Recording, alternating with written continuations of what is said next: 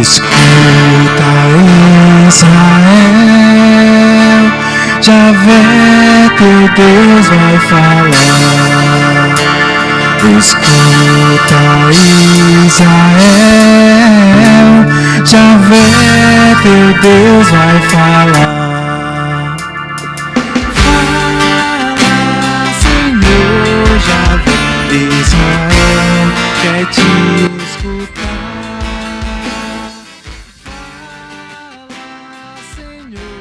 Javé, Israel quer te escutar. Escuta, Israel, Javé teu Deus vai falar. Escuta, Israel, Javé teu Deus vai falar.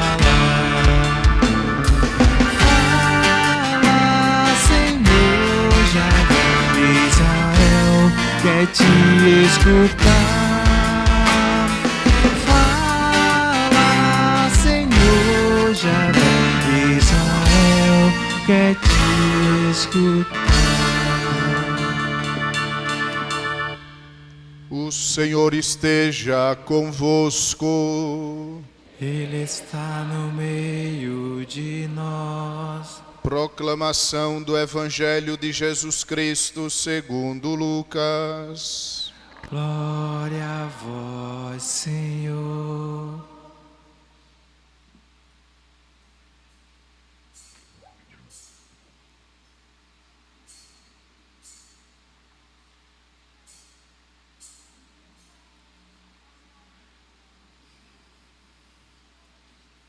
Naquele tempo, os publicanos e pecadores aproximavam-se de Jesus para o escutar. Os fariseus, porém, e os mestres da lei criticavam Jesus. Este homem acolhe os pecadores e faz refeição com eles. Então Jesus contou-lhes esta parábola. Um homem tinha 2 filhos. O filho mais novo disse ao pai: Pai, dá-me a parte da herança que me cabe. E o pai dividiu os bens entre eles. Poucos dias depois, o filho mais novo juntou o que era seu e partiu para um lugar distante. E ali esbanjou tudo numa vida desenfreada. Quando tinha gasto tudo o que possuía, houve uma grande fome naquela região, e ele começou a passar necessidade. Então foi pedir trabalho a um homem do lugar, que o mandou para o seu campo cuidar dos porcos. O rapaz queria matar a fome com a comida que os porcos comiam, mas nem isto lhe davam. Então caiu em si e disse: Quantos empregados do meu pai têm pão com fartura, e eu aqui morrendo de fome? Vou-me embora, vou voltar para meu pai e dizer-lhe: Pai, pequei contra Deus e contra ti. Já não mereço ser chamado teu filho. Trata-me como a um dos teus empregados. Então ele partiu e voltou para o seu pai.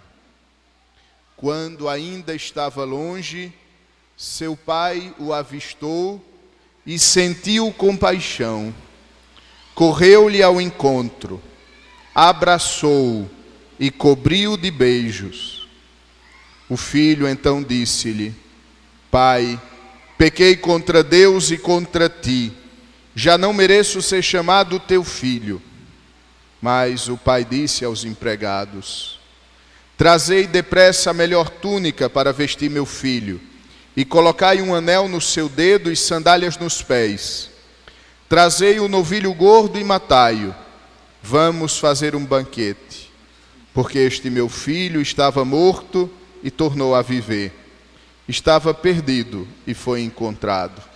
E começaram a festa. O filho mais velho estava no campo. Ao voltar, já perto de casa, ouviu música e barulho de dança. Então chamou um dos criados e perguntou o que estava acontecendo. O criado respondeu: é teu irmão que voltou. Teu pai matou o novilho gordo, porque o recuperou com saúde. Mas ele ficou com raiva e não queria entrar. O pai, saindo, insistia com ele.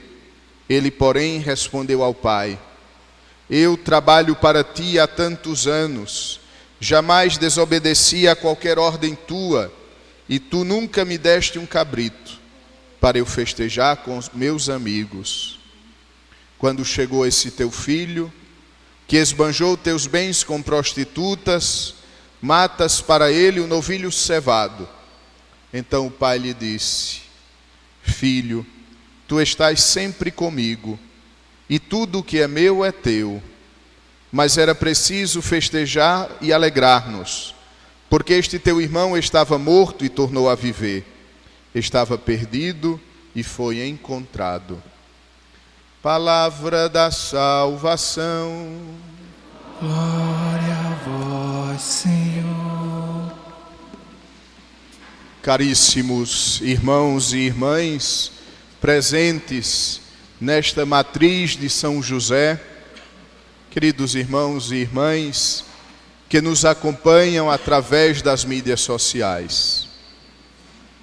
Acabamos de ouvir no Evangelho uma parábola que conta a história de dois filhos e um pai. O primeiro filho achava que tinha direito aos bens do pai porque sempre tinha estado na casa paterna. O segundo, o filho mais novo, pediu a parte que lhe cabia de herança e saiu para um lugar distante.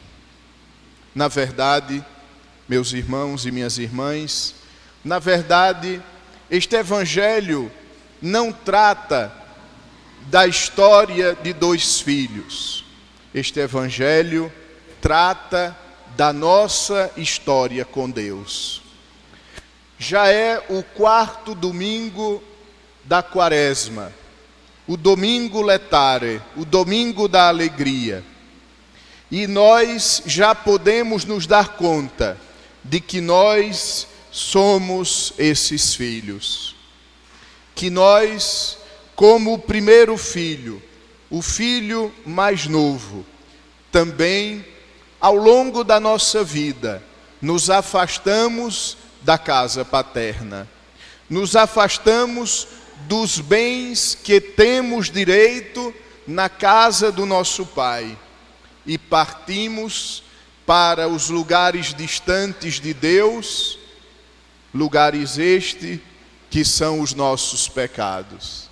Santo Agostinho, comentando exatamente esta página do Evangelho, dizia que o país distante é o país do pecado. Ele é distante porque ele nos afasta do amor da casa paterna. O pecado coloca uma distância infinita entre Deus e nós. Este filho mais novo, ele pensou que o mundo, com todas as suas seduções, que o mundo com todas as suas promessas, que o mundo com todas as suas doçuras e deleites, iria satisfazê-lo para sempre. E na verdade, o mundo o fez disputar a lavagem dos porcos. E na verdade, o mundo o fez saborear a fome, o fez experimentar a tristeza de ser estrangeiro e de caminhar em terras distantes do seu lar. A mesma coisa, prezados irmãos, acontece com cada um de nós. O pecado nos propõe, nos promete 1000 e 1000 delícias. O pecado nos promete felicidade plena e duradoura.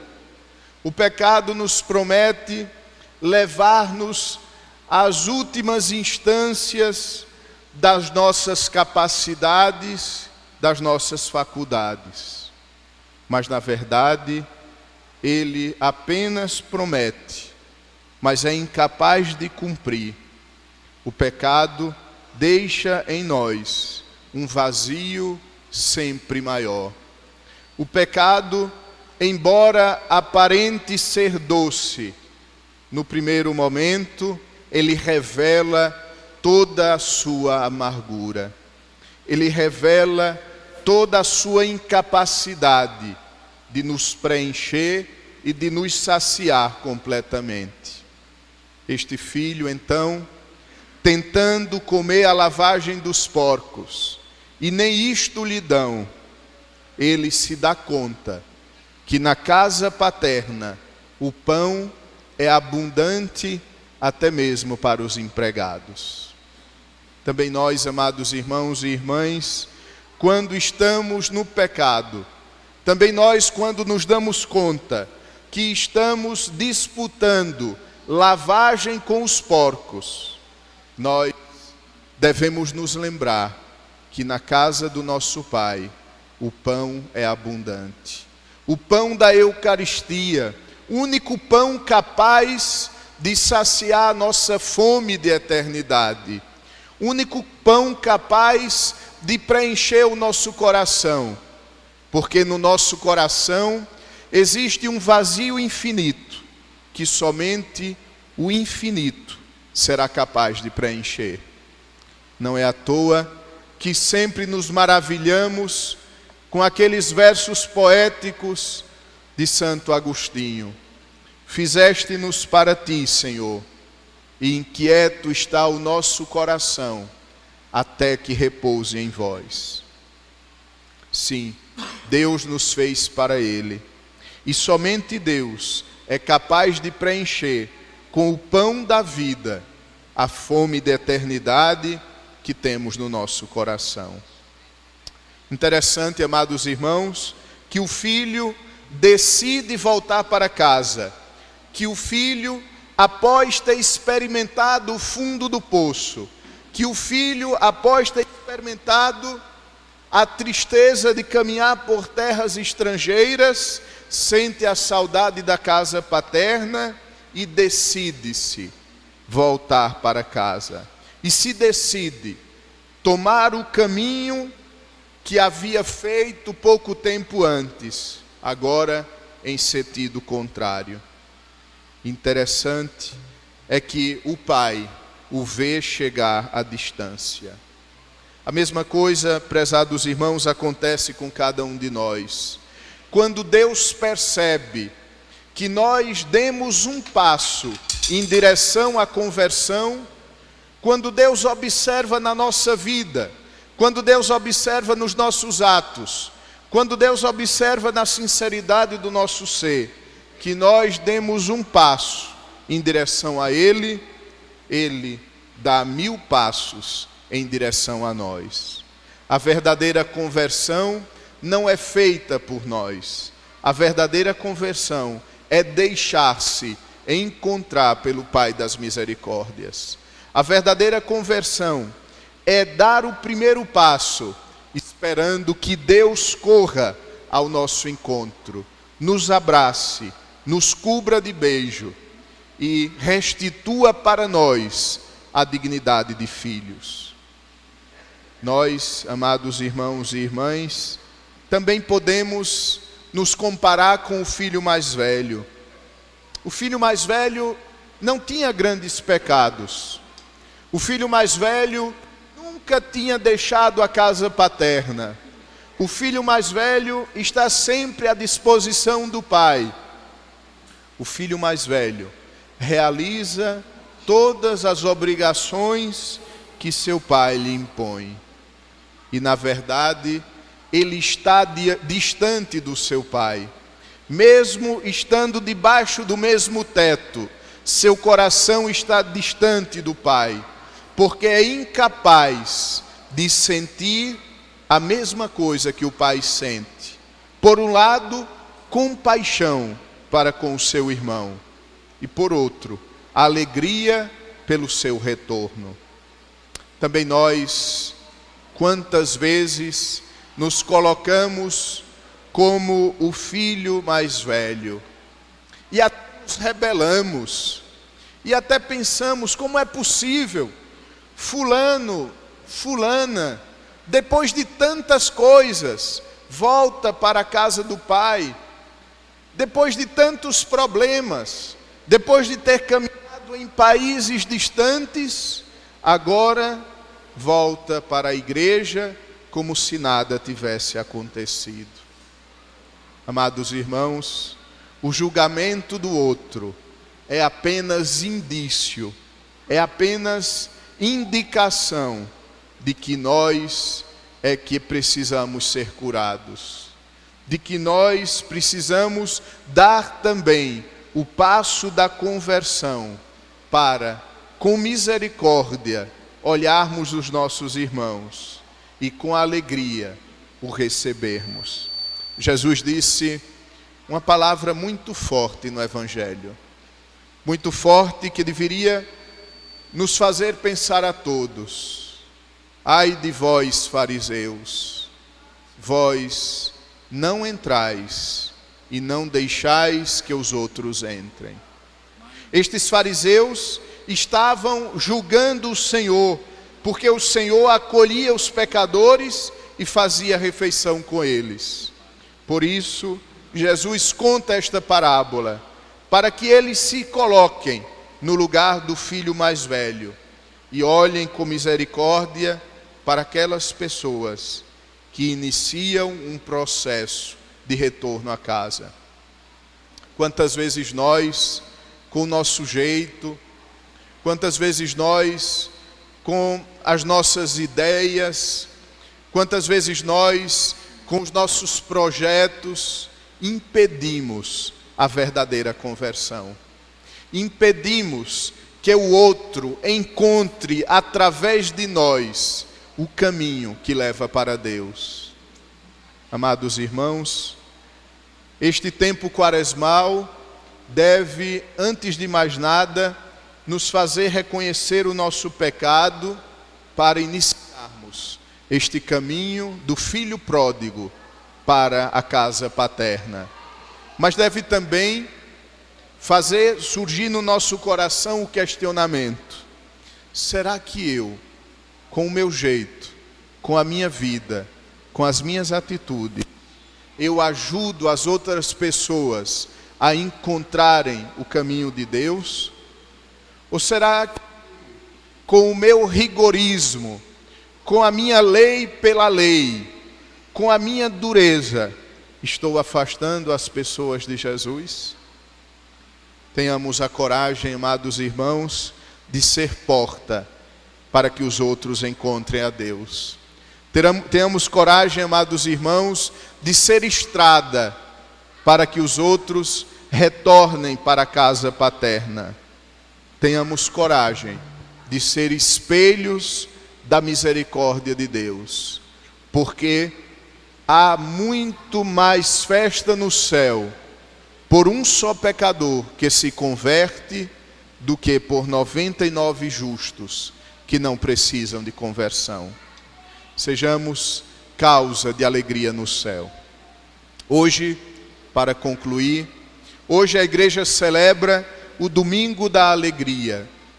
Retira o roxo pesado de suas vestes para revestir-nos com uma cor mais leve, para nos lembrar que a verdadeira penitência, que o verdadeiro caminho quaresmal, que a verdadeira conversão somente pode existir quando existe a alegria.